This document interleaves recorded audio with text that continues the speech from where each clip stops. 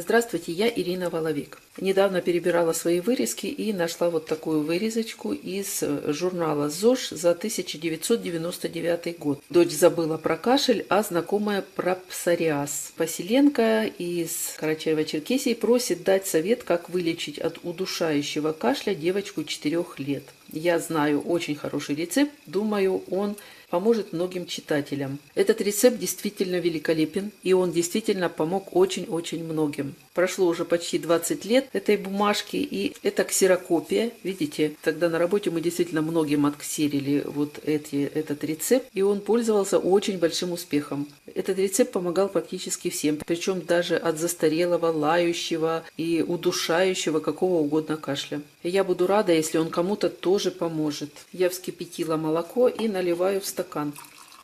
И по написанному следую. Итак, вскипятить 1 стакан молока и сразу же в горячее молоко добавить и размешать в такой последовательности. Это важно, в какой последовательности добавлять продукты.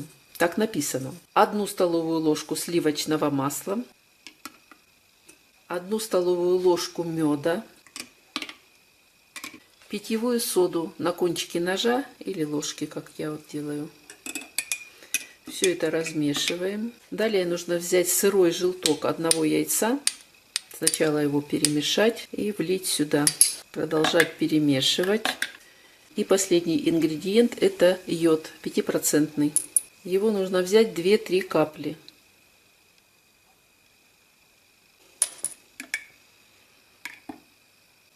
И коктейль готов. Он получается очень приятный на вкус. Детям пить по полстакана 3 раза в день в теплом виде, а взрослым по стакану. И пить до тех пор, пока кашель не уйдет. Кому-то, может быть, и 2 дней достаточно будет, а кому-то и побольше. Если кашель застарелый, то, естественно, дольше придется полечиться. Будьте здоровы, до новых встреч!